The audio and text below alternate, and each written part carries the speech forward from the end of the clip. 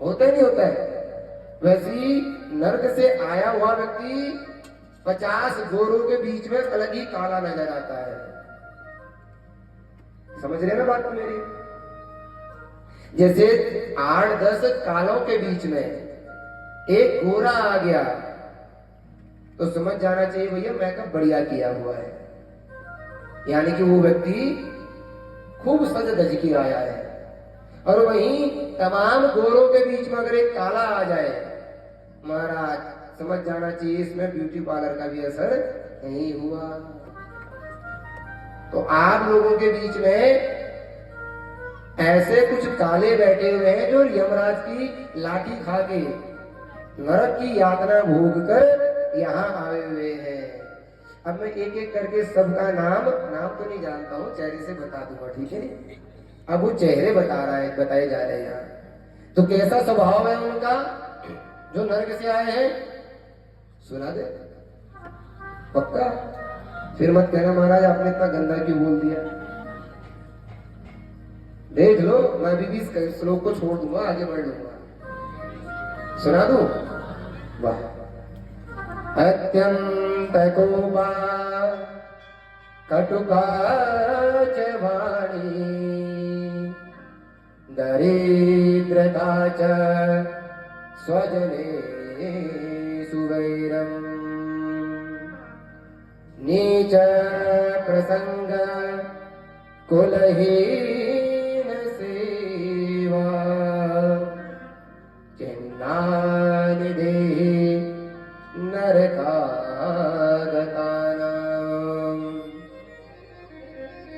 कह रहे हैं जिस व्यक्ति को छोटी सी बात में गुस्सा आ जाए,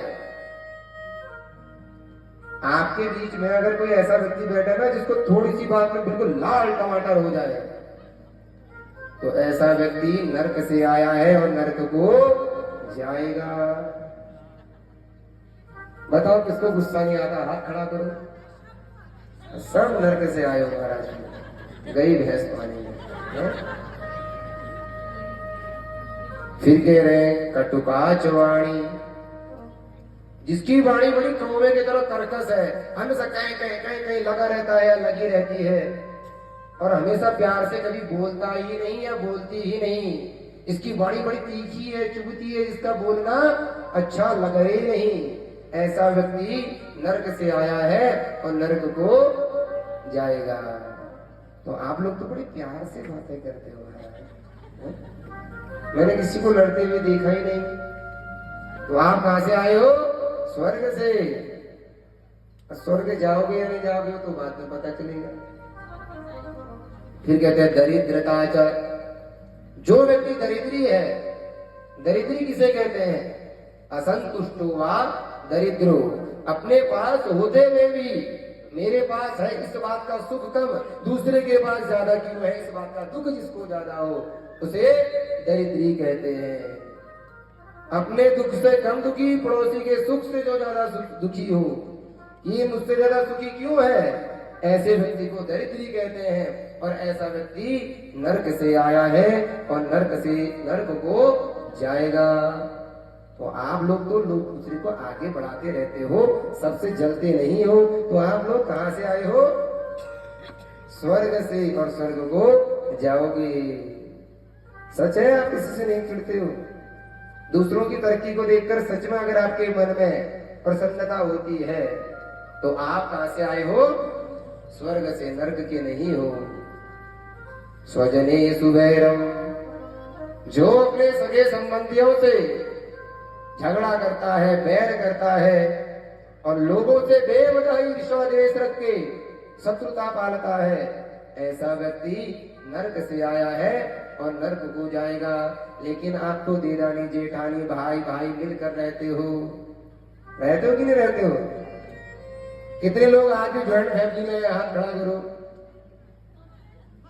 जो सब आज साथ में रहते हैं और एक चूल्हे में खाना बनता है और एक साथ मिलके खाते हैं। तो महाराज आप तो स्वर्ग वाले, और जो जिनके हाथ नहीं है सब नरक वाले हैं। स्वजने सुबैरम, जो अपनों से ही बैर रखता है। क्यों भैया लोग, आपका भाई आपके साथ बैठ के खाता है कि नहीं? एक साथ रहते हो कि नहीं? अरे जिनकी शादी हुई है उनसे पूछ रहा हूं मैं, अभी तो पत्नी आई नहीं है तो आप तो हिस्सा नहीं खिलाओगे। जब पत्नी आएगी तब पता चलेगा कि कितना साथ में रहते हो। तो अगर आप आज भी अपने परिवार में कुटुंब में मिलके रहते हो, अपने स्वजनों के साथ मिलके रहते हो, तो आप कहां से आए हो? स्वर्ग से। और कदाचित खटपट हो रही है और अलग अलग रह रहे हो तो समझ जाना चाहिए आप नर्क से आए हो और नर्क को जाओगे। तो भैया घर घर की मैं क्या जानू, लेकिन जिसके अंदर ये चीजें घटित हो रही है तो समझ जाना चाहिए हमारी गति अच्छी नहीं है। फिर कहते हैं नीचा प्रसंग, जो व्यक्ति दुष्ट व्यक्तियों का संग करता है। नीच का मतलब केवल जाति का टैग नहीं होता है महाराज कि ब्राह्मण क्षत्रिय वैश्य शूद्र है ना।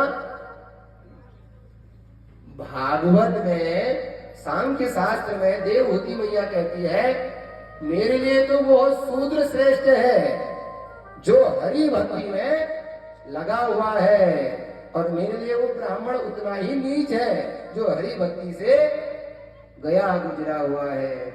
इसलिए यहाँ जातिगत टैग नहीं है। क्या कहा गया कि जिसके कर्म गंदे हैं वो नीच है, और ऐसे व्यक्ति का जो संग करता है वो व्यक्ति, संग मतलब उसके साथ रहना, वो बुरे काम कर रहा है तो अपना भी करना, ऐसा व्यक्ति नरक से आया है और नरक को जाएगा। इसलिए कहते हैं शास्त्रों में दुष्ट संगत जन दे विधाता तातो बलो नरक को वासा। अरे प्रभु हमें नरक दे देना लेकिन ये दुष्ट संगति मत देना। मतलब शास्त्रों में कहा गया है कि दुष्ट संगति से बढ़िया नरक अच्छे हैं। कम से कम वहां धुलाई होकर हमें नया वस्त्र तो मिलता है। भागवत में नरकों को धोबी घाट कहा गया है। अब जब कपड़े में दाग ज्यादा लग जाते हैं तो उस कपड़े को धोबी घाट भेजा जाता है लॉन्ड्री में, और धोबी घाट में जो चुटाई कपड़ों की होती है ना, केमिकल डाल के और स्वच्छ बना के इस्त्री करके वो हमको कपड़ा दे दिया जाता है। तो शास्त्र कहते हैं कि दुष्ट संगत यानी कि बुरे दोस्ती से ज्यादा ये नरक बढ़िया है। इसलिए भूल कर भी जो व्यक्ति नीच का संग करते हैं ऐसे व्यक्ति नरक से आए हैं और नरक को जाएंगे। आप सभी लोगों का तो भैया अच्छे अच्छे लोगों के साथ उठना बैठना है, संत महात्माओं के साथ, गुरुजनों के साथ। भूल कर भी संतों का अपमान नहीं करते, ब्राह्मणों का अपमान नहीं करते, माता पिता का अपमान नहीं करते।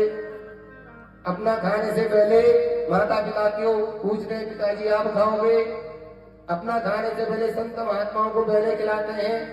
ऐसे लोग स्वर्ग से आए हैं और स्वर्ग को जाएंगे। लेकिन आप लोगों की यही विशेषता है, पहले संत महात्माओं को खिलाते हैं फिर ब्राह्मणों को, उसके बाद स्वयं पाते हैं। आप लोग स्वर्ग से आए हो और स्वर्ग को जाओगे। फिर कहते हैं कुलहीन सेवा। जैसे समझ लीजिए आपके घर की बिटिया आपके कुल को कलंकित करके चली जाए, या आपका बेटा कुल को कलंकित कर दे और आपको पता चल गया कि फलाने के घर में कुल घातनी माता पिता को दोष देने वाला ऐसा व्यक्ति अगर है, तो ऐसे व्यक्ति के घर में जाकर अगर आप किसी प्रकार की सेवा पुण्य कर्म आदि करते हो ना, तो आपके सारे पुण्य कर्म नष्ट हो जाएंगे, तो आपको नरक जाना पड़ेगा। कुलहीन सेवा। तो ये जो चिन्ह अगर आपके अंदर घटित होते हैं तो समझ जाना चाहिए आप नरक से आए हो और नरक को जाओगे। लेकिन महाराज नीति वाले तो बड़े शांत स्वभाव के हैं, गुस्सा भी नहीं आता किसी को, बड़े प्रेम मधुर भाषी हैं, बढ़िया सम्मान देते हैं, सब कुछ करते हैं। अगर मैं झूठ भी बोलता हूँ कभी तो सच मत मानना मेरी इस बात का, अपने कर्म खुद देख लेना। बोलो वृंदावन बिहारी लाल की। अब बताइए जो मैंने बताया ये चिन्ह किस किस के अंदर, सत्य सत्य हाथ खड़ा करना भगवती मैया के सामने।